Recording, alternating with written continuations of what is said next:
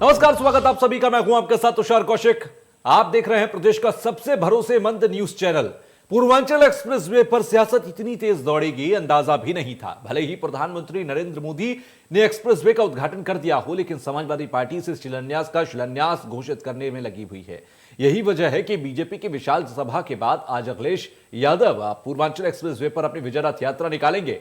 BJP को चुनौती देना चाहते हैं। अब पूर्वांचल भर में घूम रहा पूर्वांचल एक्सप्रेसवे किस पार्टी को कितनी दूर ले जाता है, यह तो वक्त तय करेगा। लेकिन देखने वाली बात यह होगी कि शिलान्यास वालों को भरोसा करेगी या फिर शिलान्यास करने वालों की बातों पर। फिलहाल पूर्वांचल के गणित को समझाने के लिए हमारे साथ आज एक डिबेट में कुछ मेहमान जुड़ेंगे, कुछ चर्चा परिचर्चा यहां पर होगी और उसी के साथ ये समझने की कोशिश होगी कि क्या पूर्वांचल से विकास का रास्ता निकलता है, और अगर विकास का रास्ता निकलता है तो क्या बीजेपी के लिए एक बार फिर सत्ता की कुर्सी का रास्ता निकलता है, या फिर सवाल यह होगा कि जिस तरह से विपक्षी इसे सिर्फ शिलान्यास बोलने की कोशिश कर रहे हैं, बताने की कोशिश कर रहे हैं, तो क्या यहां पर उनकी बातों पर जनता यकीन करेगी? क्योंकि विजय रथ यात्रा आज पूर्वांचल एक्सप्रेस वे पर ही होगी। इस बार अगर बेहद ध्यान से आप देखें इस पूरी सियासत को, उत्तर प्रदेश के गणित को, तो पूर्वांचल सेंट्रिक हो गया, यानी कि केंद्र में चुनाव के पूर्वांचल नजर आ रहा है। और यह पूर्वांचल इसलिए नजर आ रहा है क्योंकि इस बार बीजेपी की सरकार ने पिछले 4.5 साल में बुंदेलखंड और पूर्वांचल की ओर ज्यादा ध्यान दिया। पिछली सरकारें जितनी भी रही, एक राजनीतिक पंडितों के हवाले से भी कहा जाता है और तमाम अनुभवों के आधारों पर भी आप देखेंगे तो पूर्वांचल और बुंदेलखंड का जिक्र हमेशा मैनिफेस्टो में हुआ, जमीन पर कभी नहीं हुआ। चुनावों से एन वक्त पहले इस बात को लेकर कभी नहीं हुआ कि देखिए कितना विकास वहां पर हुआ। इस बात को लेकर जरूर हुआ कि कितने विकास की जरूरत वहां पर है। ऐसे में एक्सप्रेसवे किसका है, बीजेपी का है कि सपा का है, इस बात को लेकर भी बहस शुरू हो गई है। अखिलेश यादव कह रहे हैं कि ये तो हमारा शिलान्यास था, उसका एक बार फिर से शिलान्यास करा और उसके बाद हमारी योजना को अपने नाम से यहां पर उतार रही है बीजेपी। वही बीजेपी कह रही है कि ये हमारी योजना है, हमने बनाया, हमने जनता को दिया, इसलिए पूरा क्रेडिट मौजूदा सरकार को जाना चाहिए। फिलहाल योगी और अखिलेश के बीच में इस एक्सप्रेसवे पर ये दरार, ये बयानबाजी शुरू हो गई है। एक्सप्रेसवे कितना दूर किसे लेकर जाएगा, ये एक बड़ा सवाल होगा। पूर्वांचल पर अखिलेश की रथ यात्रा आज निकलती दिखाई देगी। ओपी राजभर भी अपनी ताकत दिखाते नजर आएंगे। पूर्वांचल को साधने के लिए हर पार्टी इस वक्त पूरी कोशिश कर रही है। हर पार्टी की कोशिश यह है कि पूर्वांचल को कब्जे में लिया जाए और उसके साथ सरकार बनाई जाए। आप देखेंगे इस बार खासतौर से पश्चिम के अंदर, अगर आप देखेंगे पश्चिमी उत्तर प्रदेश में, वो भी जाटलैंड में, अगर आप देखेंगे बागपत से लेकर अगर आप अमरोहा, गाजियाबाद, बिजनौर तक देखेंगे तो यहां पर किसानों का वर्चस्व है। किसानों वाली पार्टी है, किसान बहुल पार्टी है, और किसान बिल की वजह से ये जो सीटें हैं यहां पर सबसे ज्यादा नुकसान बीजेपी को देखने को मिल सकता है। यही वजह है कि बीजेपी इस वक्त पूर्वांचल पर पूरी तरीके से फोकस्ड है कि वहां पर कैसे भी सीटें बढ़ा ली जाए जिससे कि बैलेंस बना लिया जाए। तो इसीलिए यह माना जा रहा है, इसीलिए यह कहा जा रहा है कि इस बार के चुनाव पूर्वांचल को ध्यान में रखकर होंगे। अब आती है बात बुंदेलखंड की। अगर बुंदेलखंड को देखें तो बुंदेलखंड के अंदर मौजूदा सरकार ने कई तरह की योजनाएं पहुंचाई हैं, लेकिन योजनाएं ही पहुंची हैं, अभी तक लाभ पहुंचा है या नहीं पहुंचा है, और अगर योजनाएं पहुंची हैं तो भविष्य में उनका लाभ पहुंचेगा नहीं पहुंचेगा, इसका फैसला भी जनता करेगी चुनावों के दौरान। क्योंकि वहां की जनता को सबसे ज्यादा ठगा गया, इस बात को लेकर हमेशा से कहा जाता रहा। चुनावों के वक्त बुंदेलखंड का जिक्र हमेशा से हुआ।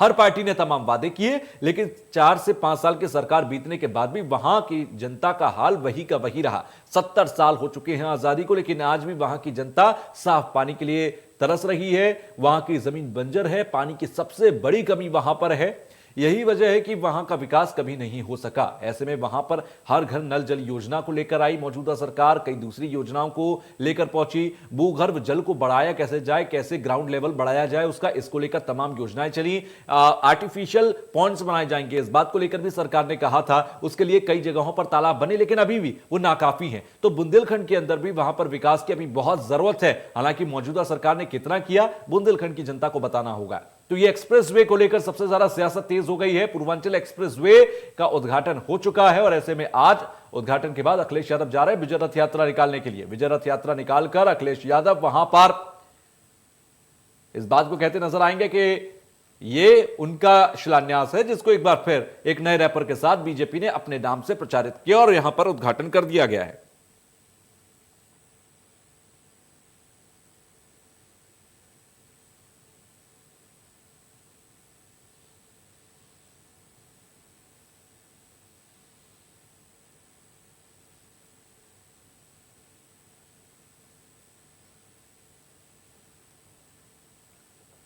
तो पूर्वांचल एक्सप्रेसवे लखनऊ से गाजीपुर तक जाता है और लखनऊ से गाजीपुर के बीच में अगर आप देखेंगे तो अयोध्या, मऊ, सुल्तानपुर, ये जो तमाम इलाके, बाराबंकी, ये जो तमाम इलाके, इन सबको टच करते हुए जाएगा। कोई भी एक्सप्रेसवे या हाईवे बनता है तो उसके बीच के जो रास्ते होते हैं, जहां जहां से होकर गुजरता है, उन जिलों का भी विकास तेजी से होता है। आने वाले समय में अयोध्या एक ऐसा बड़ा तीर्थ स्थान बनने जा रहा है जिस पर इंटरनेशनल लेवल तक इसके नाम होगा।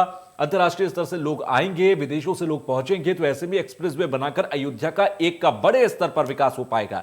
साथ ही साथ अयोध्या के आसपास जो इंटरनेशनल एयरपोर्ट्स बनाए जा रहे हैं, एक्सप्रेसवे बना दिया गया है, ऐसे में अयोध्या को एक बड़ा सपोर्ट मिलेगा। गाजीपुर से लेकर लखनऊ तक आप देखें तो पूर्वांचल के इस पूरे बेल्ट को लेकर लगातार विकास की बात कही जाती रही, लेकिन विकास से हमेशा यह अछूता रहा। एक्सप्रेसवे बनने के बाद तमाम इंडस्ट्रीज स्टैब्लिश होंगी क्योंकि ट्रांसपोर्ट बेहद आसान होगा।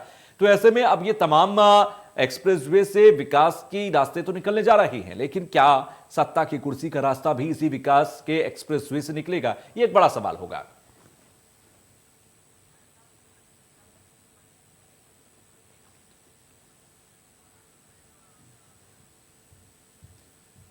तो पूर्वांचल एक्सप्रेसवे से निकलेगा विकास का रास्ता और इसी विजय यात्रा को लेकर जा रहे हैं आज अखिलेश यादव। फिलहाल मौजूदा सरकार कहती है कि यह पूर्वांचल एक्सप्रेसवे उन्होंने दिया है क्योंकि यह पूर्वांचल की जरूरत थी। अखिलेश यादव कहते हैं कि यह शिलान्यास का शिलान्यास है, जिस चीज को हमने शिलान्यास किया वही शिलान्यास दोबारा से हो गया। तो ये तमाम तरीके के वाद विवाद चल रहे हैं। 341 किलोमीटर लंबा यह एक्सप्रेसवे, जितना लंबा है उतने ही लंबे अभी बयान नजर आ रहे हैं, क्योंकि हर पार्टी चाहती है कि सरकार को इस विकास के एक्सप्रेसवे, पूर्वांचल एक्सप्रेसवे पर घेर लिया जाए। पूर्वांचल में यूपी की 33% सीटें आती हैं। सूबे की 33% सीटें इसी इलाके में है। यूपी के 28 जिले पूर्वांचल में आते हैं। एक बड़ा हिस्सा है पूर्वांचल, जिसको साधना बेहद जरूरी होता है। पूर्वांचल में कुल 164 विधानसभा सीटें हैं, यानी कि 164 विधानसभा सीटों पर आपने कब्जा किया तो यकीन मानिए कि आप सत्ता की कुर्सी तक बेहद करीब। तो इस पर बातचीत करने के लिए पूर्वांचल एक्सप्रेसवे पर जो सियासत चल रही है उसको साधने और समझने के लिए यहां पर हमारे साथ एक गेस्ट का पैनल जुड़ रहा है। बीजेपी से प्रवक्ता प्रशांत उमराव हमारे साथ जुड़े हैं। प्रशांत जी, स्वागत आपका। समाजवादी पार्टी कह रही है कि यह शिलान्यास का शिलान्यास है, तो इस पर स्पष्टीकरण देने के लिए और जवाब देने के लिए धर्मेंद्र यादव सपा प्रवक्ता हमारे साथ जुड़ रहे हैं। एसबी प्रवक्ता हैं जैनेन्द्र अग्रवंशी हमारे साथ जुड़ेंगे, क्योंकि वो भी राजभर भी लगातार सक्रिय नजर आ रही हैं और आज भी वो काफी हल्ला बोल करते हुए नजर आ सकते हैं। कांग्रेस से प्रवक्ता अभिमन्यु त्यागी हैं। कांग्रेस अपनी तमाम स्ट्रेटेजी को लेकर आगे बढ़ रही है, तो कांग्रेस से समझेंगे इस विकास की एक्सप्रेसवे, पूर्वांचल एक्सप्रेसवे की क्या तस्वीर है। चारों का बहुत बहुत शुक्रिया, स्वागत है हमारे साथ जुड़ने के लिए। सबसे पहले मैं आ रहा हूं धर्मेंद्र यादव आपके पास। पूर्वांचल एक्सप्रेसवे शिलान्यास का शिलान्यास है, एक बार स्पष्ट कर दीजिए, उसके बाद मैं आगे बढ़ूंगा। देखिए, जिस चीज का शिलान्यास एक बार हो जाता है, अगर उसे दोबारा किया जाए तो शिलान्यास का शिलान्यास कहा जाता है। इसका शिलान्यास हमारी सरकार में पहले हो चुका था। 80% काम लगभग पूर्वांचल एक्सप्रेस का हो चुका था समाजवादी पार्टी सरकार में। और जिस काम को समाजवादी पार्टी सरकार ने 322 किलोमीटर लंबा एक्सप्रेसवे करीब मेरे ख्याल से 22 महीने में बना दिया था, वो आज 341 किलोमीटर लंबा एक्सप्रेसवे 80% काम करके देने के बावजूद भी उत्तर प्रदेश की जनता को 5 साल में मिल पाया। तो हमारा सवाल ये है कि चलो आप शिलान्यास कर लो, उद्घाटन कर लो, चुनावी सर्कस भी कर लो, लेकिन जो उत्तर प्रदेश की जनता के सरोकार हैं, जो उत्तर प्रदेश की जनता के मुद्दे हैं, अगर ये हाईवे 2 साल पहले मिल जाता, 2020 में मिल जाता, 2021 में 2019 में मिल जाता, तो क्या उत्तर प्रदेश जनता के विकास के रास्ते और नहीं खुल जाते? इस एक्सप्रेसवे पे जिस तरह से इन्होंने क्वालिटी से समझौता किया, जिस तरह से लोगों की सुविधाओं में कटौती की, खाली ये दिखाने के लिए कि हमने इस एक्सप्रेसवे को और सस्ते में बना दिया। मैं एक छोटा सवाल पूछता हूं कि अगर आप कोई घर बनाते हैं, उस घर को आप 5 लाख में बनवा सकते हैं, कॉस्ट कटिंग करके उसको 2 लाख में बनवा सकते हैं। वो कोई बहुत बड़ी बहादुरी नहीं होती है। किसी एक आदमी की जान की जो कीमत होती है उसको पैसे से नहीं तोली जा सकती। यहाँ सुरक्षा मानकों का जो इंडिया रोड कांग्रेस है, उसका भी इन लोगों ने सुरक्षा मानकों को नजरअंदाज किया। आज तक पूरे 341 किलोमीटर के हाईवे पे कोई टॉयलेट नहीं बनाया। आप मुझे बताइए कि आप भी जाते होंगे, मैं भी जाता हूँ, हो सकता है उत्तर प्रदेश के और लोग जाएं। अगर कोई आपके साथ महिला है साथ में, तो आप 341 किलोमीटर के हाईवे पे आप क्या करेंगे? इतना छोटा सोच तो कम से कम किसी भी व्यक्ति की हो सकती है। देश के प्रधानमंत्री, प्रदेश के मुख्यमंत्री, ये तो आप मुख्यमंत्री, लेकिन आप तो कह रहे हैं ना कि शिलान्यास आपका था, तो रोड मैप आपका रहा होगा, प्लान आपका रहा होगा। कोई भी एक्सप्रेसवे ऐसा तो होता नहीं कि हमने रास्ता बनाते गए और जो मन में आया उस पर कंस्ट्रक्शन कर दिया। इसका तो ब्लूप्रिंट पहले तैयार होता है। तो जब आपने शिलान्यास किया तो ब्लूप्रिंट तो आपने तैयार किया होगा ना टॉयलेट का? हमने जो किया था मैं बताता हूं, हमने जो किया था। और आप कह रहे हैं 80% काम भी आपने पूरा कर दिया था। 80% काम उसमें पूरा ये हो चुका था, जमीन का अधिग्रहण हो चुका था, बजट एलोकेट हो चुका था, अलाइनमेंट हो चुका था। उसके बाद बचता क्या है? बनाना मतलब बचता है। कंस्ट्रक्शन नहीं हुआ था, आप ये कह रहे हैं? कंस्ट्रक्शन नहीं हुआ था, और जो प्लान था, प्लान में बाद में इन्होंने चेंज कर दिया ना, जो दोबारा रीटेंडरिंग करी। हम लोगों ने उस कंपनी को टेंडर दिया था जो इस समय भगवान राम का मतलब आप ये कह रहे हैं कि आपका जो मैप था, आपका जो मैप था, ब्लूप्रिंट था, उसमें सारी सुविधाएं थी, बीजेपी आई, बीजेपी ने उन सारी सुविधाओं को काटा और उसके बाद एक्सप्रेसवे बनाया। आपका पॉइंट यही है? बिल्कुल, मंडियां थी उसमें, ठीक है, जो बेसिक एमिनिटीज हैं वो थी, ठीक है, फूड प्लाजा थे, पेट्रोल प्रशांत, पंप थे, आज तक कुछ है उसमें? ठीक है प्रशांत, आपने जरूरत की चीजें जो एक्सप्रेसवे पे थी उन्हें काटा और नए रैपर में पेश कर दिया।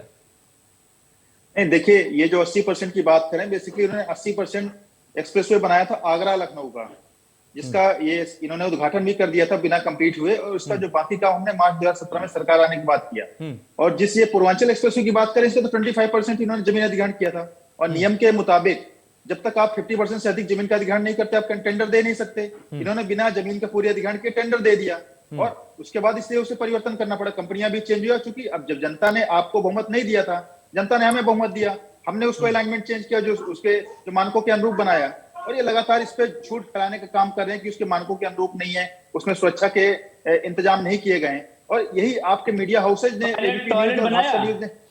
मीडिया हाउसेज ने, भास्कर न्यूज ने इसका रियलिटी चेक किया है, और उन्होंने पूरा दिखाया कि 100 की स्पीड में भी अगर कार चलती और पानी से भरा हुआ ग्लास रखा है, उसमें जरा सा भी छलकता नहीं। क्योंकि अखिलेश जी एक वीडियो में कह रहे हैं कि अगर आप पूर्वांचल एक्सप्रेसवे में चलते हैं तो आपको पेट दर्द की समस्या हो जाएगी, कमर की समस्या हो जाएगी। एक पूर्व मुख्यमंत्री होकर के इस तरीके का झूठ फैला रहे हैं, और ये तो मीडिया ने किया है, जो है फैक्ट चेक में मीडिया की बात बता रहा हूं। ये बात तो सही है वैसे धर्मेंद्र साहब, इस बात पर तो मैं भी एग्री हूं कि जिस तरीके से झूठ फैलाया गया पूर्वांचल एक्सप्रेसवे को लेकर तमाम। अच्छा, आप मुझे बताइए, क्या ये, मुझे पहले एक बात बताइए, क्या ये सारे बयानबाजी सिर्फ इसलिए है क्योंकि चुनाव करीब है कि सरकार को कहीं पॉलिटिकल माइलेज ना मिल जाए इसका, इसलिए आप झूठ फैलाइए? क्या ये सही है?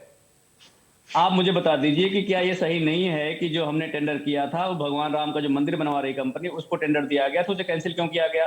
अगर जो कंपनी भगवान राम के मंदिर को बना, चलिए ये टेक्निकल पॉइंट हो सकते हैं, ये टेक्निकल पॉइंट हो सकते हैं कि आपको नहीं दिया गया, उनको ठीक नहीं लगा, उन्होंने किसी और पार्टी को दिया, उन्होंने किसी और कंपनी को दिया। किसी कंपनी से कोई रिश्तेदारी तो है नहीं, पहले मेरी बात सुनिए, पहले मेरी बात सुनिए, किसी कंपनी से कोई रिश्तेदारी तो है नहीं, ठीक, इस कंपनी से नहीं बनवाया, उस कंपनी से बनवाया, लेकिन सही बना या नहीं बना, घोटाला हुआ कि नहीं हुआ, ये मुद्दे हो सकते हैं। ये बात वही तो बता रहा हूं, घोटाला हुआ है, ये तो बाद में पता चलेगा ना। जो भूमि अधिग्रहण इन्होंने किया है, आज तक किसानों को मुआवजा नहीं दे पाए, जो 20% भूमि अधिग्रहण इन्होंने। संभावनाओं पर हम थोड़ी नया डिबेट करेंगे, संभावनाओं पर कि आज नहीं या आगे निकलेगा घोटाला, आगे निकल सकता है, इसलिए हम आज डिबेट कर लें, ऐसा तो नहीं हो सकता। चलिए मैं आऊंगा, दोनों गेस्ट और भी हैं, 2 गेस्ट और भी, उनको भी शामिल कर लेता हूं, फिर मैं आपके पास आ रहा हूं। हमारे साथ जयनंद अग्रवंशी है। अग्रवंशी साहब, पूर्वांचल के अंदर आप ज्यादा सक्रिय रहते हैं, पूर्वांचल के अंदर आपकी राजनीति है, पूर्वांचल में आप अखिलेश यादव के साथ भी हैं, तो क्या आपके बयान भी इनके साथ ही हैं, जिस तरीके से पूर्वांचल को लेकर उन्होंने कहा, पूर्वांचल एक्सप्रेसवे को? जी बिल्कुल, बयानों के साथ हूं। मैं 2 चीजें बता दूं कि जो पूर्वांचल एक्सप्रेसवे है उसकी कुल कॉस्ट आई है 22,500 करोड़, और आगरा लखनऊ एक्सप्रेसवे की कॉस्ट आई है 11,527 करोड़। एक तो देखिए ये लगभग डबल का अंतर है, और मैं इसमें ये भी मान लेता हूं महंगाई और करेंसी का डेप्रिसिएशन हुआ, बिल्कुल मैं नहीं 10 साल का अंतर नहीं, 5-7 साल नहीं, बिल्कुल 5 साल का इसको अंतर मानिए, और 5 साल में अगर करेंसी डेप्रिसिएशन भी जोड़ देंगे तो बहुत ज्यादा होगा। मैं 50% मान लेता हूं, तब भी 15,000 करोड़ 16,000 करोड़ में बन जाना चाहिए था। दूसरी चीज मैं बता दूं कि इसमें कहीं भी जो हमारे भाई बता रहे थे, धर्मेंद्र भाई, कि कहीं भी पेट्रोल पंप नहीं है, शौचालय ब्लॉक नहीं है, सर्विस स्टेशन नहीं है, रेस्टोरेंट नहीं है, शॉपिंग आर्केड नहीं है कहीं भी इस पूरे हाईवे पर। तीसरी चीज, इस पूरे हाईवे के दोनों तरफ जो जनता बसती है, 1.5 करोड़ जनता गरीबी रेखा के नीचे रहती है, और अभी जब तक चुनाव है तब तक तो टोल नहीं लगेगा, बिल्कुल मानता हूं, लेकिन चुनावों के बाद जब टोल लगेगा तो क्या वो इस पर ट्रेवल कर पाएगी, क्या इसका फायदा उठा पाएगी? तो मेरे कुछ सवाल जो हैं वो इसी से जुड़े हुए हैं, पूर्वांचल एक्सप्रेसवे से। कल इन्होंने जितना बड़ा इवेंट ऑर्गेनाइज किया है, मुझे लगता है इतने में तो वो टोल फ्री अगले 5 साल के लिए कर सकते थी सरकार, अगर चाहती। क्योंकि अभी आपने देखा होगा राशन कार्ड में भी 4 महीने के लिए फ्री में कुछ और चीजें जोड़ दी गई हैं, तेल और दाल वगैरह जोड़ दी गई हैं। तो ये केवल चुनावी स्टंट है, क्योंकि जैसा धर्मेंद्र भाई ने हमारे कहा कि इसका पहले शिलान्यास हो चुका था और शिलान्यास का शिलान्यास कर रहे थे, और दोबारा से उसकी प्रधानमंत्री जी खुद मतलब आए और वायुसेना का विमान लेके आए, और उसमें मतलब एक तरह से ये क्या चुनावी स्टंट नहीं है तो क्या है? मैं ये जानना चाहता हूं प्रशांत भाई से, अगर वो जवाब देना चाहे।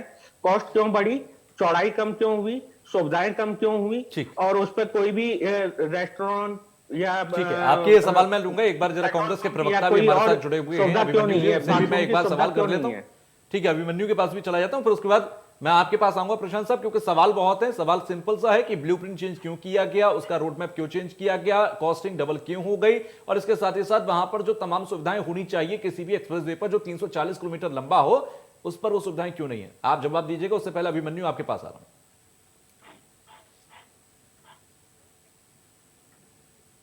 अभिमन्यु, पूर्वांचल एक्सप्रेसवे को अपने लेकर आप अपनी बातें कहिए, क्योंकि समाजवादी पार्टी और बीजेपी के बीच में कई सारे सवाल हैं। कांग्रेस क्या सोचती है इस पर? आप एक बार अपने माइक को अनम्यूट कर लीजिए।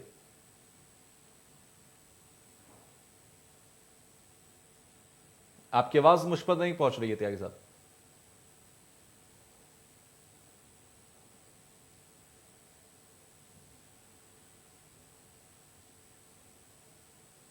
चलो त्यागी साहब, मैं आपके पास आऊंगा, उससे पहले मैं प्रशांत साहब के पास चला जाता हूं, तब तक आप अपने माइक को अनम्यूट कर लीजिएगा।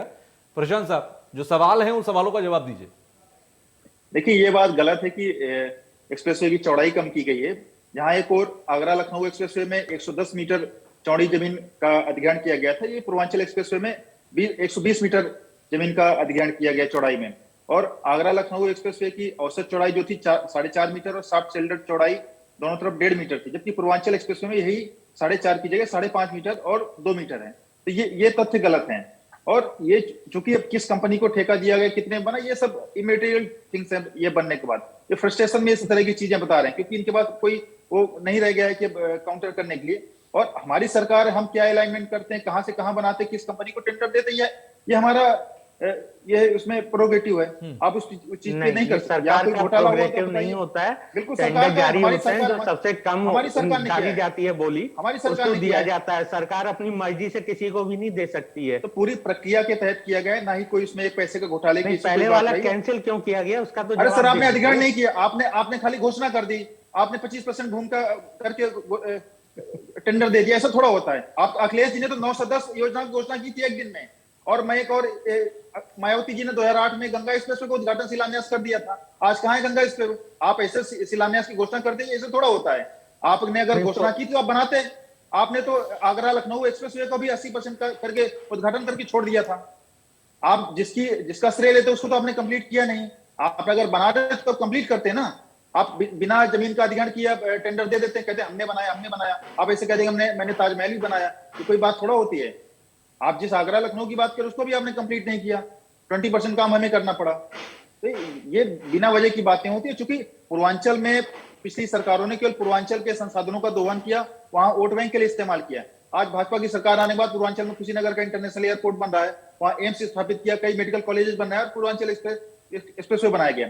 इसलिए इनको लग रहा है कि जो अब तक इन्होंने केवल वोट बैंक के लिए उस क्षेत्र का इस्तेमाल किया, वो चीजें समाप्त हो रही है। हमने एक्चुअल वहां पर डेवलपमेंट का काम किया। डिफेंस कॉरिडोर बुंदेलखंड में बना रहे हैं, बुंदेलखंड एक्सप्रेसवे 75% काम कंप्लीट हुआ।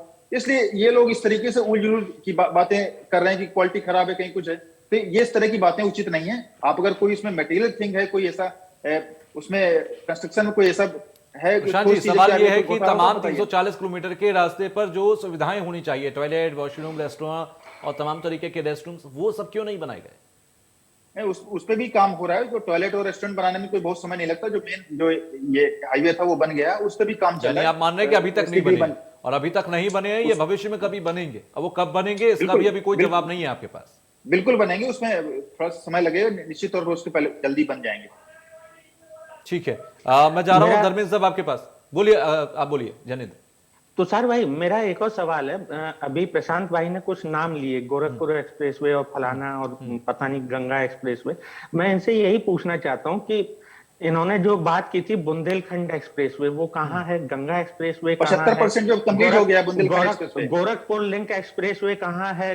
बलिया लिंक एक्सप्रेसवे कहाँ है? और ये बता रहे हैं 75%। ये इसकी लंबाई मैं बताता हूँ। गोरखपुर लिंक एक्सप्रेसवे 92 किलोमीटर का केबल था, और अभी तक ये बता रहे हैं कि 75% काम हुआ है। मैं बुंदेलखंड तो एक्सप्रेसवे की आप बात कर रहा हूं, देखिए मैंने गोरखपुर नाम नहीं लिया है। ठीक है, मैंने अगली बार का भी तो वादा दिखाना है ना। रुपए मत डालिए। बुंदेलखंड बुंदेलखंड एक्सप्रेसवे की बात की है। देखिए, मैंने गोरखपुर का नाम ही नहीं लिया। अपने नहीं शब्द तो मेरे मुंह मैं पे मत वही डालिए। जानना चाह रहा हूँ, बाकी सारे एक्सप्रेसवे कहाँ हैं जो आपने वादा किए थे? उस पे भी काम चल रहा है। ये हमने नहीं कहा कि एक्सप्रेसवे हम का तो बिना आधा बनाए काम घोषणा कर पहले रहे ही हैं। हो चुका था, उसके बाद आपको 4.5 साल लग गया इस अरे एक्सप्रेसवे सब को कुछ तो आप ही बनाने ने में। बना दिया था सर। ताजमहल मैंने से अभी लेके तो 2 साल चाइना तो डील इसमें सब आधा कुछ आपने काम बनाई हो है। चुका था, हम तो इसका कुछ जो करेंगे। एक्विजिशन का हाँ। होता है, एक्वायर सब करने आपने का ही होता किया है, वो था। हो चुका था। अच्छा त्यागी संविधान साहब, भी आपकी आपने बात बनाया अगर था। मुझ तक पहुंचे तो एक बार अपनी आवाज चेक कराइए। त्यागी जी बोलिए। त्यागी जी आपकी आवाज नहीं पहुंच रही है मुझ तक। आपका माइक म्यूट होगा, उसको अनम्यूट कीजिए, फिर आपकी आवाज मुझ तक पहुंच पाएगी। बाकी मैं अपने टेक्निकल टीम से कहूंगा इसको एक बार दुरुस्त करें। धर्मेंद्र साहब के पास जा रहा हूं। धर्मेंद्र साहब, आपके सवालों का जवाब मिला क्या आपको अभी? धर्मेंद्र जी आपकी भी आवाज म्यूट हो गई है। जी मैं कह रहा हूं, प्रशांत भाई बता रहे हैं कि 341 किलोमीटर में एक भी टॉयलेट नहीं बना है, जबकि इनकी सोच में शौचालय है, उसके बाद शौचालय नहीं बना पा रहे हैं। हमारी सोच में शिक्षा है, इसलिए हम शिक्षालय बनाते हैं। प्रशांत भाई बहुत सारे फैक्ट बताए, सारा छल कपट झूठ धोखा और विश्वासघात के अलावा इनके पास छठवीं चीज कोई नहीं आती है। जो आगरा लखनऊ एक्सप्रेसवे है, उसको जो है हल्के वाहन के लिए 23 दिसंबर 2016 को खोल दिया गया था। ये जाके जानकारी कर लेंगे तो मुझे लगता है फैक्ट पता चल जाएगा। उत्तर प्रदेश जनता को झूठ बोल के गुमराह नहीं कर सकते। और जो कंप्लीटली ये चालू हो गया था 23 फरवरी 2017 को, अब ये बता रहे हैं कि हमने 20% काम कर दिया उसमें। इन्होंने क्या किया मैं बता रहा हूँ। ये पुलिया पे पुताई करवाते हैं और योगी और मोदी जी की फोटो लगवाते हैं, बताते हैं हमने काम कर दिया। इसके अलावा इनके पास कोई काम नहीं है। ठीक ऐसे ही एलिवेटेड रोड बना हुआ है, एशिया का सबसे बड़ा एलिवेटेड रोड है गाजियाबाद में, जो राजनगर एक्सटेंशन और दिल्ली को जोड़ता है। उसका वीडियो जारी करके योगी जी ने बताया हमने इसका निर्माण कराया, जबकि वो समाजवादी पार्टी सरकार का फुल फ्लैश काम था। हाँ, इन्होंने क्या कराया है, आप उसके साइड में कभी जाएंगे तो जो उसका साइड में डिवाइडर होते हैं और साइड में होता है, उसमें पेंटिंग बनवाने का काम किया है कि योगी जी इसका काम किए हैं। तो भारतीय जनता पार्टी पेंटिंग बनाती है। अगर मेडिकल कॉलेज बनवाने की बात करोगे तो बोर्ड बनवाएंगे। इसके अलावा इनको कोई काम नहीं है। ये चुनाव रैली नहीं बल्कि चुनावी सर्कस करके हमारे मदारी और खिलाड़ी गए हैं।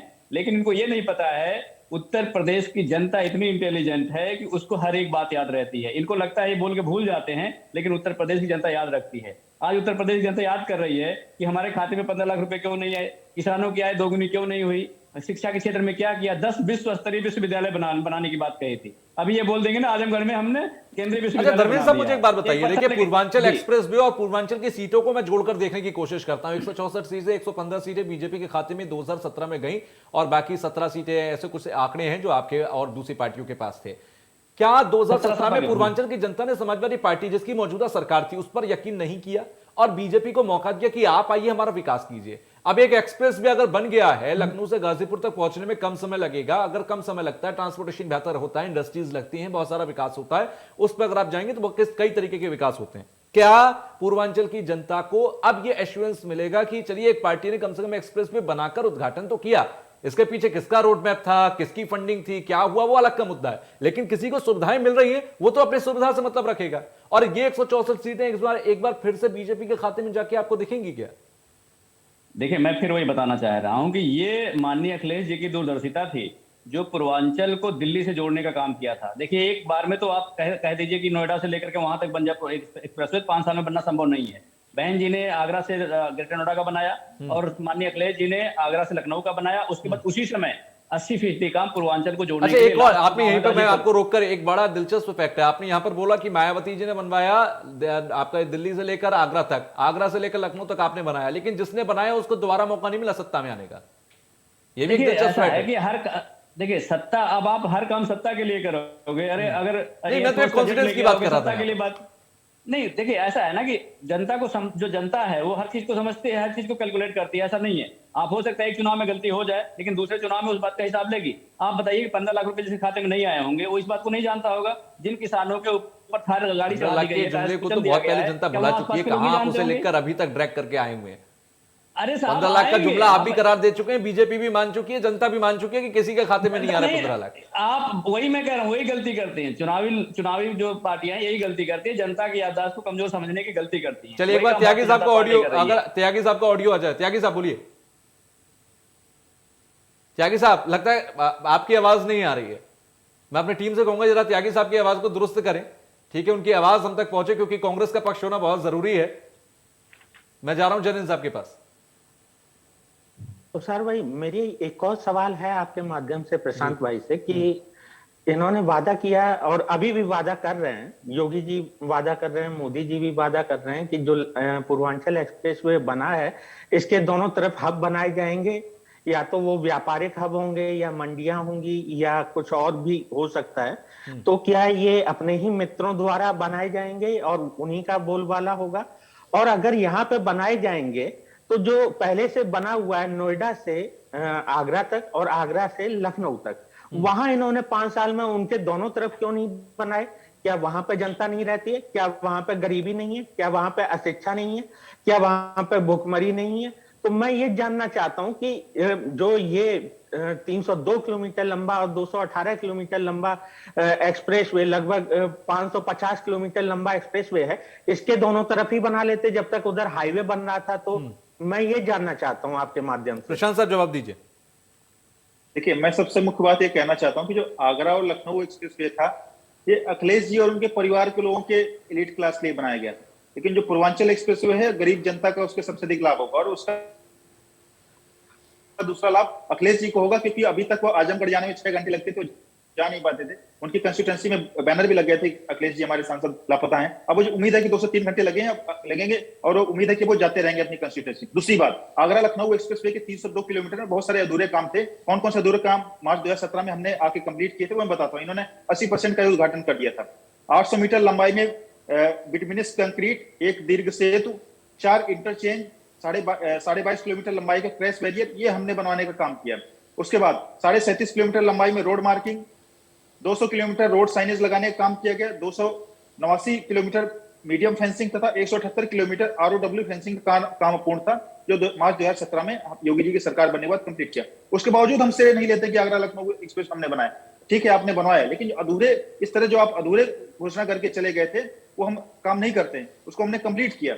और ना ही इसमें कोई क्वालिटी में दिक्कत है। और जो मंडियार या अन्य जो व्यापारिक संस्थान जो बनाने की बात हो रही, जो भी वादे किए गए सारे बनाए जाएंगे, समय के साथ वो पूर्ण होंगे। और जैसे ही हमारी दोबारा सरकार आएगी, जो इनकम्प्लीट काम होंगे पूरे होंगे। और बुंदेलखंड एक्सप्रेस की मैं बात कर रहा था जैन जी, 75% उसका काम कंप्लीट हो चुका है, और दिसंबर तक उसका जो बाकी काम है वो कंप्लीट हो गए, उसका भी उद्घाटन किया जाएगा। जैन साहब, आपके जवाब हुए पूरे? नहीं, पूरे नहीं हुए। देखिए, जब भी कोई व्यक्ति नया घर खरीदता है तो वो अपने हिसाब से उस घर में तोड़ फोड़ करवाता है और फिर से अपने हिसाब से थोड़ा सा चेंज वेंज कर देता है कि रूम ऐसा होना चाहिए, कलर वैसा होना चाहिए। और आपको तो पता ही है योगी जी को भगवा कलर या जो भी कलर है, नारंगी कलर है, उससे कितना प्रेम है। तो सफेद कलर हो रखा है तो वो कहेंगे कि भगवा कर दो, हरा हो रखा है बोलेंगे पीला कर दो। तो ये काम तो चलते रहते हैं। जब एक्सप्रेसवे बन चुका था, इस बात को मानने में मुझे नहीं लगता है प्रशांत भाई को कोई गुरेज होना चाहिए। मैं प्रशांत भाई से ही पूछता हूं कि अगर आप लखनऊ जाते हैं तो आप कैसे जाते हैं? उसी एक्सप्रेसवे से जाते हैं ना, या कहीं और से जाते हैं? एरोप्लेन वगैरह से जाते होंगे तो बात अलग है, लेकिन बाई रोड जाते हैं तो कैसे जाते हैं? नहीं, बिल्कुल उसी से जाते हैं। मैंने तो ये बताया कि क्या इनकम्प्लीट काम के 20% आपने कहा कि उनके घर वालों के लिए है, वो एलाइट क्लास के लिए है, तो मैं वही जानना चाह रहा था आप कैसे जाते हैं? जिस एरिया से निकाला गया, जिन जिलों से निकाला गया, उसके अगर आप राजनीति की बात करें कि हमने राजनीति के लिए नहीं बनाया, तो क्या उसमें उद्देश्य नहीं था कि आपने राजनीतिक लाभ के लिए बनाया, अपने क्षेत्र के लोगों को लाभ देने के लिए बनाया? नहीं, लेकिन पूर्वांचल, चलिए मेरी टीम मुझे जानकारी दे रही है, त्यागी साहब का ऑडियो हमसे कनेक्ट हो गया है। जो पिछड़ा हुआ क्षेत्र, मैं अभिमन्यु त्यागी के पास जा रहा हूं, काफी देर से वो सुन रहे हैं, बहुत कुछ होगा उनके पास कहने के लिए। त्यागी साहब बोलिए। जी नमस्कार। नमस्कार सर। सबसे पहले तो गंगा स्नान की हार्दिक शुभकामनाएं आपको भी। पश्चिमी उत्तर प्रदेश, हरियाणा, उत्तराखंड और दिल्ली और राजस्थान, पंजाब के यहाँ लोग आते हैं गंगा स्नान के दौरान गढ़मुक्तेश्वर में। अच्छा, जहाँ तक ये पूर्वांचल एक्सप्रेस की जो बात चल रही है, या कोई भी तमाम जो एक्सप्रेसवे आज इस डिबेट में रखे जा रहे हैं, मेरी एक बात कहनी है कि कांग्रेस पार्टी ने मनमोहन सिंह जी के राज में भूमि अधिग्रहण बिल लागू किया। उस भूमि अधिग्रहण बिल के अनुसार जो ग्रामीण जो जमीन है, जो ग्रामीण संभाग की जो जमीन है, उसका 4 गुना सर्किल रेट का, और जो शहरी जमीन है उस सर्किल रेट का 2 गुना जमीन का मुआवजा दिया जाता है किसान को। तो इसमें सिर्फ रूलिंग पार्टी शामिल नहीं है, इसमें हमेशा कांग्रेस पार्टी के द्वारा लागू की गई नीति का लाभ भी किसानों को मिलता है। यह है पहली बात। दूसरी बात, मैं एक बात बताना चाहता हूं कि अटल बिहारी वाजपेयी जी की जब सरकार थी केंद्र में, तो इस दौरान उन्होंने ग्रामीण योजना एक लागू की थी, जिसमें अटल बिहारी वाजपेयी ग्रामीण सड़क योजना थी। और जब मनमोहन सिंह जी की सरकार आ गई थी तो उस दौरान भी उस सड़क योजना को लागू किए रखा था और उसका बजट भी बढ़ा दिया था। एक तो उनके नाम की जो सड़क योजना थी उसका नाम नहीं बदला था कांग्रेस पार्टी ने, और दूसरा क्रियान्वयन और बेहतर तरह से किया था। मैं अभी पिछले 5-6 महीने से पूर्वांचल में ही मुझे मेरी पार्टी ने ड्यूटी पे लगाया हुआ है। हम लोग प्रशिक्षण भी दे रहे हैं, मैं पार्टी का मास्टर ट्रेनर भी हूँ। तो इस पूर्वांचल एक्सप्रेस वे पे जो ये तमाम जो जिले पड़ रहे हैं उन सब पे भी हम लोग जा रहे हैं। तो एक तो जो उसमें कठिनाई जो हमने देखी वो है कि गाड़ी 100 के ऊपर जाके हिलने लगती है, हिलोरे मारने लगती है, उछलती है गाड़ी, लेवल से नहीं चलती है, गाड़ी जमकर नहीं चल पाती है। दूसरा हमने देखा कि उसका लेवल जो है, जो निचाई और ऊंचाई जो है, उस पर मिट्टी कायदे से नहीं डली हुई है। बरसात होगी तो वहां सड़क धंस जाएगी। तीसरी हमने देखी कि ना तो वहां हवा भरने की कहीं कोई दुकान हो, पेट्रोल पंप हो, और आवारा पशु जो इस समय हर ब्लॉक पर 5,000 से 10,000 मिल रहे हैं, वो गोवंश आकर शाम के समय हाईवे पर बैठ जाते हैं। एक तो दुर्घटना हो रही है इस वजह से, और दूसरा क्या है कि जो उनका गोबर है उससे जो 2 व्हीलर है उनकी भी दुर्घटनाएं हो रही हैं। उनको रोकने की कहीं कोई नियम नीति नहीं है। तीसरी बात यह है, जो हाईवे का उद्घाटन बेशक हो गया हो, लेकिन अभी ये पूर्ण नहीं है। हम लोग मऊ में प्रशिक्षण देने गए थे तो एक कट जो पड़ा, हम 15 किलोमीटर घूम कर चले गए, वो आगे जाकर बंद था, फिर हम दूसरी तरफ से घूम के गए। ये अभी 5 दिन पुरानी बात है। अभी हाईवे पूर्ण बना नहीं है, उसका उद्घाटन करा है चुनाव की वजह से, और जल्द ही शायद उस पर टोल भी लगा दें। इसी तरह से मेरठ से लेकर दिल्ली का एक्सप्रेसवे इन्होंने बनाया है केंद्र सरकार ने, वहां भी जमीन धंस जाती है जब भी बारिश आती है, और वहां फिर लोग विरोध करते हैं तो NHAI के जो अधिकारी हैं वो टिप्पणी भी नहीं कर पाते हैं। इसके अलावा जो मुझे बात कहनी है वो ये है कि जो भूमि अधिग्रहण का जो लाभ मिला किसानों को, उसकी लिस्ट भी जारी की जाए। क्या उन्हें सचमुच में जमीन अधिग्रहण का 4 गुने का सर्किल रेट का लाभ मिला है या नहीं मिला? पहले L&T को इसका ठेका था, जब अखिलेश यादव जी की सरकार थी उन्होंने L&T को इसका ठेका दिया था। पर पता नहीं क्या बात हुई कि भारतीय जनता पार्टी की जब सरकार आई तो इनके जो नेता हैं आगरा के, वो केंद्र में मंत्री भी हैं, उनकी कंपनी बताई जाती है PAC, उस PNC, माफ कीजिए PNC, उस कंपनी को इसका ठेका दे दिया गया। यानी ऐसा लगता है कि इसमें भ्रष्टाचार भी है। अधिग्रहण में, ठेके में जो माल है उसमें मिलावट में, चाहे सर्विस लैंड की बात हो, वहां भी कोई सर्विस लैंड नहीं बना हुआ है लोकल लोगों के लिए। हरित पट्टी की बात है, वहां हरित पट्टी अभी चालू नहीं हुई है, और 120 मीटर के सारे हाईवे होते हैं। सर्विस लाइन के बाहर भी बैरिकेडिंग, तारबंदी, चौबंदी ये सब होती है, वहां कहीं भी कुछ नहीं है पूरे हाईवे पे। ये 340.80 मीटर समथिंग का ये हाईवे है।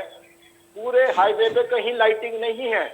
अब कोहरा चालू मतलब कि ये बहुत जल्दबाजी में उद्घाटन कर दिया गया, इतना समय लंबा चौड़ा मिला, उसके बाद भी पूरा काम नहीं हुआ, और चुनाव थे, आचार संहिता ना लग जाए, उसके बाद आपको पॉलिटिकल माइलेज मिले ना मिले, कोहरे में बहुत दुर्घटनाएं बढ़ जाएंगी, इसीलिए ये जल्दबाजी में उद्घाटन कर दिया गया। ये पॉइंट है ना क्लियर आपका? कोई फर्स्ट एड की सुविधा भी नहीं है हाईवे पर, लाइटिंग की सुविधा नहीं है। ठीक, पर चूंकि ये प्रधानमंत्री नहीं प्रचार मंत्री हैं, अच्छा प्रशांत और साहब, इन्हें वहां ठीक जाकर है, मैं फीता आऊंगा, काटना अभिमन्यु था। आपके पास लौटूंगा, पूरा अभिमन्यु लौटूंगा मैं आपके पास। पूर्वांचल प्रशांत गंगा साहब, नदी पर तीन बनारस यहाँ पे में आपके विपक्षी बैठे, इन्होंने एक अभिमन्यु नहर है, बनाई। जनेंद्र है, धर्मेंद्र है, सबका एक सवाल और है उस नहर कि ये को बहुत ही उस चुनावी गंगा जी में उद्घाटन जब है, बाढ़ आई, वो आपने नहर कामकाज डूब गई, पूरा किया नहीं, करोड़ों उद्घाटन रुपए पहले का कर वहां दिया, नुकसान जिससे हो कि गया बाद में उत्तर आपको प्रदेश पॉलिटिकल को। माइलेज नहीं मिलेगा, आचार संहिता लग तो जाएगी, इनकी चुनाव कोई आ जाएंगे, बहुत वाजिब सारी नीति नहीं चीजें है। आपको फंस जाएंगी। बनारस में क्या ये बहुत काशी जल्दबाजी में बनाने कर के दिया गया? दौरान अभी तो काम भी कई पूरा नहीं हजार हुआ। वर्ष पुराने प्राचीन मंदिर इन्होंने ढा दिए। ठीक है त्यागी साहब, अब सुनिए, लेकिन आपके कहीं सवालों का कोई जवाब दे रहा सुनवाई हूं। नहीं है। त्यागी साहब सुनिए, आपके सवालों का जवाब दे रहा हूं। प्रशांत, देखिए कोई भी जल्दबाजी में उद्घाटन नहीं हुआ है, ना ही चुनावी उद्घाटन है। नहीं ये तो आप भी और मान रहे हैं ना कि यहाँ पर अभी कंस्ट्रक्शन पूरा नहीं है, होगा नहीं, कंस्ट्रक्शन कंप्लीट है। और चूंकि नहीं, आप ही ने तो अभी थोड़ी देर पहले कहा कि तमाम जो अभी यहाँ पर सुविधाएं दी जानी है, चाहे वो हवा भरने की दुकान हो, चाहे वो रेस्टोरेंट्स हो, चाहे वो टॉयलेट्स हो, ये सब अभी बने ही नहीं है, ये तो बनेंगे। इसके अलावा सर्विस लेन की बात वो कर रहे हैं, वो खुद होकर वहां पर आए हैं। अभी लेवलिंग लाइट नहीं है, उसकी ठीक लाइट। नहीं है, ये ठीक बात है। इसके अलावा अभी ग्रीन कॉरिडोर नहीं बना, वो भी बात ठीक है। तो ये कहां से कंस्ट्रक्शन पूरा हुआ है? इतना बड़ा प्रोजेक्ट बना, उसका स्वागत किया जाना चाहिए। जहाँ सुरक्षा स्वागत तो मामलों में बाकायदा हो रहा मीडिया ने है, स्वयं स्वागत सर्वे तो किया है। बाकायदा हो रहा है, हर तो कोई कर रहा है। मीडिया कल भी इतना बड़ा बताया। स्वागत किया, और ये इस तरह का कल इतना बड़ा स्वागत किया, इससे बड़ा स्वागत तो हम शायद कहां कर देश में पाएंगे। पहली बार आपने खुलता एयर स्ट्रिप हाईवे बनाई, बनता है। बहुत स्वागत करते हैं उसका, लेकिन ये सारी चीजें तो जनता की जरूरी चीजें है ना। मान लीजिए मैं अभी वहां पर पूर्वांचल एक्सप्रेसवे को यूज करता हूं, मैं वहां पर जाता हूं, 340 किलोमीटर में उस पूर्वांचल एक्सप्रेसवे पर रहूंगा। मुझे ये बताइए कि क्या 340 किलोमीटर का सफर तय करने के वक्त वहां मुझे पेट्रोल की जरूरत नहीं पड़ेगी? पहले मैं सोच के जाऊं कि हवा चेक कर लो, क्योंकि 340 किलोमीटर हवा नहीं मिलेगी। मैं ये चेक कर लूं कि पेट्रोल है नहीं है, क्योंकि 340 किलोमीटर पेट्रोल नहीं मिलेगा। मैं वॉशरूम हो लूं, क्योंकि मुझे 340 किलोमीटर तक कोई वॉशरूम नहीं मिलेगा। मैं खा पी लूं, क्योंकि वहां 340 किलोमीटर तक कुछ नहीं मिलेगा। इतना सोचकर जाना पड़ेगा क्या पूर्वांचल एक्सप्रेसवे पर?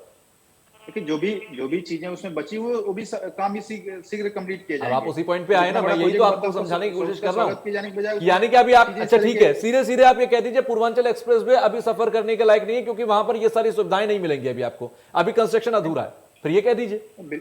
बिल्कुल कंस्ट्रक्शन पूरा कंप्लीट है, उसमें सारी सुविधाएं जो भी आप बची हुई आप हैं, वो पानी भी मिलेंगी। नहीं पी सकते हैं, इसे भी जोड़ लीजिए। कहिए प्रशांत साहब। नहीं बिल्कुल पूरा कंप्लीट प्रोजेक्ट है। हमने ये आगरा लखनऊ की तरह आपके अधूरा शब्द प्रोजेक्ट हिलक बनाया रहे हैं, है, मैं तो समझ complete रहा हूँ। बनाया है। आपकी मजबूरी है, आप वहां बैठे हैं बीजेपी के प्रवक्ता के तौर पर, बड़ा मुश्किल होगा इस बात का जवाब देना, मैं आपकी मुश्किलात समझ रहा हूं। लेकिन ये एक बात जरूर अपनी पार्टी तक पहुंचाइए कि कम से कम वहां जो आम जनता जाएगी, क्योंकि इतनी चीजें अगर अधूरी हैं तो मैं इस बात पर भी यकीन कर सकता हूं त्यागी साहब के कि वहां पर लाइटिंग भी पूरी नहीं होगी, कोहरा अभी होने को है, और ऐसे में कितने एक्सीडेंट्स वहां पर हो जाएंगे इसका भी सोचिए। अगर वहां पर बैरिकेड ठीक तरीके से, माफी चाहूंगा, अगर डिवाइडर ठीक तरीके से नहीं बने, आवारा पशु आकर बैठेंगे, ये तो यमुना एक्सप्रेस में भी की दिक्कत है, और आज तक सॉर्टेड नहीं हुई 10-15 सालों के अंदर। आज तक वहां पर यह दिक्कत है कि एक्सीडेंट्स आए दिन होते रहते हैं। धर्मेंद्र साहब मुस्कुरा भी रहे हैं, क्योंकि रोड मैप तो आपका था। अब ठीक है, चलिए पूरा तो वो कर रहे हैं, उद्घाटन वो करेंगे, और अगर सारी चीजें बाद में आती हैं तो धीरे धीरे दूसरी चीजें होंगी। बुंदेलखंड एक्सप्रेसवे, गंगा एक्सप्रेसवे, तमाम लिंक रोड बन रहे हैं। मान लीजिए, मैं मान लेता हूं कि 2022 में सरकार बनाने का मौका आपको मिल जाता है, तब इन सारी चीजों का उद्घाटन तो आप ही करेंगे ना? देखिए, हमने यही पूछा इनसे कि अगर हम 302 किलोमीटर लंबा हाईवे 22 महीने में बना के जनता को दे दिए, तो 341 किलोमीटर जिसमें 80% काम हो चुका था, उसको बनाने में इतना समय क्यों लगा? दूसरी बात, अभी पूरा नहीं हुआ। आप मुझे बता दीजिए, टोल बनाना सबसे ज्यादा प्राथमिकता है इनकी, लेकिन टॉयलेट बनाना कोई प्राथमिकता ही नहीं है। आप टोल बना के क्या करना चाहते हैं? फीता लाएंगे लखनऊ से, कैंची लाएंगे दिल्ली से, टोल बना के लोगों का जेब काटेंगे और कैंची से फीता काटेंगे, इसके अलावा कोई काम है नहीं। मैं आपके माध्यम से उत्तर प्रदेश की सरकार को जगाना चाह रहा हूँ। अभी मेरे पास फोन आया था कल, और 3 लोगों ने मेरे से बात किया था। हलियापुर गांव में अवधेश कुमार सिंह जी हैं, जिनकी 211 एकड़ जमीन का अधिग्रहण किया गया, लेकिन 400 एकड़ जमीन ले ली गई उनसे। 400 एकड़ जमीन ले ली गई, जो पैसा दिया गया 211 एकड़ का ही दिया गया। तो इनका केस भी है, इनके मामले में देखा जाए। उसी गांव के ही नरेंद्र सिंह हैं, जिनकी 706 एकड़ जमीन का बजट हुआ, जबकि कुल जमीन उनकी 1300 एकड़ है। उनको 706 एकड़ का पैसा मिला, 1300 एकड़ बेचारी जमीन चली गई। उसके बाद उसी गांव के अभयराज जी हैं, उनको 7 नवंबर 2020 में 290 एकड़ जमीन के फसल पर बुलडोजर चलवा दिया, डाटा संख्या 506 है, और आज तक ना उन्हें कोई पैसा मिला, ना कोई मुआवजा मिला। जमीन और ले लिया उन्होंने, और उस समय की फसल और नष्ट कर दिया, बुलडोजर चला दिया।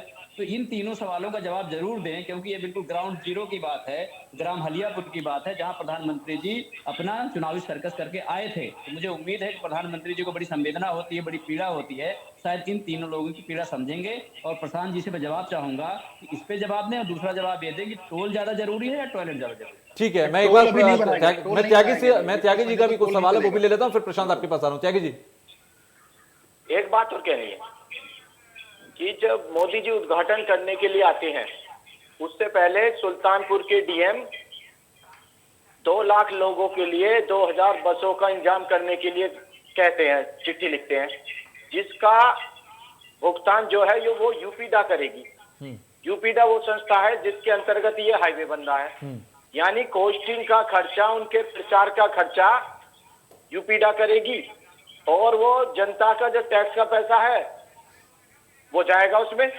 इसी तरह से आजमगढ़ के अधिकारियों ने भी पहली बार ऐसा हुआ कि वो अलग अलग विभागों में लिखकर, पहले तो चोरी छुपे होता था, लिखकर उन्होंने बसें मांगी है, वाहन मांगे हैं, कहीं टेंट का इंतजाम मांगा है, कहीं खाने के पैकेट मांगे हैं, अलग अलग उन्होंने प्रचार के तंत्रों का इस्तेमाल किया है। तो वो जो खर्चा है, वो जो सरकार बहन की यूपीडा बहन क्यों कर रहा है, आपका सवाल ये है। प्रशांत साहब, मेरे पास 2 मिनट है, 2 मिनट का समय मैं आपको दे रहा हूं। मैं चाहूंगा कि आखिरी 2 मिनट में आप तमाम सवालों का जवाब ठीक तरीके से दें। आम जनता की जेब भी कट रही है। ठीक है प्रशांत साहब, 2 मिनट आपके पास। देखिए, उसमें टोल की बात जब सभा के प्रवक्ता जी बोल रहे थे, टोल अभी उसमें कुछ महीनों तक नहीं लिया जाएगा, और हम टोल लिया जाता है, बताइए। टोल तो निश्चित तौर पर एक्सप्रेस वे बनेगा, टोल बनेगा। टॉयलेट बनना जरूरी है, टोल बनना जरूरी है पहले। टॉयलेट भी बनेगा, टोल बना, लेकिन टोल टोल बन गया है, टोल बन गया है, अभी लिया नहीं जा रहा है, टॉयलेट बना ही नहीं है, ये मैं पूछ रहा हूँ। टॉयलेट बनता है एक्सप्रेस वे के साइड में। अगर टोल बीच में अभी नहीं बनाया जाएगा, तो क्या जब एक्सप्रेस वे चालू हो जाएगा सड़क रोक करके टोल बनाया जा सकता है? टोल बनना और चालू होना, क्या टॉयलेट सड़क के बीच में नहीं बनता? टॉयलेट तो बीच साइड में बनता है। टोल पहले बनेगा ना, मेरा सवाल है, टोल पहले बनेगा, टॉयलेट बाद में ये करे। तो टोल उसका इंफ्रा का पार्ट है। टोल अगर अभी नहीं बनाएगा, जो बीच में क्या जब वाहन चलेंगे उसके बीच में टोल बनाया जा सकता है? क्या वाहन रोक के टोल बनेगा? बता दीजिए, टोल अभी चालू नहीं है, टॉयलेट बाद में बनेगा, यही कह रहे हैं ना आप? टोल पहले बनेगा, टॉयलेट बाद में बने, यही कह रहे हैं ना? अब आप कहेंगे उसकी बैरिकेडिंग पहले बनेगी, टॉयलेट पहले बनेगी, जो चीजें उसका इंफ्रा का मेन टॉयलेट की बात मैं कर रहा हूँ, बैरिकेडिंग कहाँ से आ गया? टोल और टॉयलेट की बात कर रहा हूँ। जो जनता को जो सुविधा चाहिए, जो आदमी पैसा देके जाएगा, गाड़ी दोनों बनेंगे, दोनों जाएगा नहीं पहले दोनों बनेंगे, दोनों बनेंगे, पहले दोनों बनेंगे। टोल उसका, अरे आप क्या आप प्रोफेसर हो कि इस तरह की इलॉजिकल बात कर रहे हैं? खैर, टोल और टॉयलेट के बीच में कहानी को, टोल और टॉयलेट के बीच में कहानी को उलझाने की, खैर प्रशांत साहब की बात ठीक है, प्रशांत साहब की बात ठीक है, क्योंकि टोल बीच में बनेगा, इंफ्रा का पार्ट है, तो वो तो बनाना पड़ेगा। At the point of construction आपको वो बिल्ड करना पड़ेगा। अब वही बात टॉयलेट की, लेकिन वो भी पहले ही हो जाना चाहिए था। प्रशांत साहब, यहाँ पर कहीं ना कहीं चूक हो गई है, यहाँ पर नेग्लिजेंस हो गया है, और ये नेग्लिजेंस विपक्ष ने पकड़ लिया है। अब बेहद जरूरी है कि बहुत जल्द से जल्द वहां पर वो सारी चीजें भी कंस्ट्रक्ट कर दी जाएं जिनकी बहुत ज्यादा जरूरत है, तभी आप इसका जवाब दे पाएंगे। और बहुत जल्द कर लीजिए, क्योंकि सरकार अब या तो उस मुहाने पर आकर खड़ी हो गई जब जनता को भी आपको जवाब देना होगा। अब ये जनता भी आपसे सवाल पूछेगी। बहुत बहुत शुक्रिया आप सभी का हमसे जुड़ने के लिए, बातचीत करने के लिए। तो पूर्वांचल एक्सप्रेसवे से कुर्सी का रास्ता निकलेगा नहीं निकलेगा, सत्ता की कुर्सी का रास्ता नहीं निकलेगा या निकलेगा, ये तमाम सवाल जरूर रहेंगे। इन्हीं सवालों के साथ मुझे दीजिए इजाजत। आगे भी खबरों का सिलसिला लगातार जारी है, देखते रहिए जे न्यूज़। नमस्कार।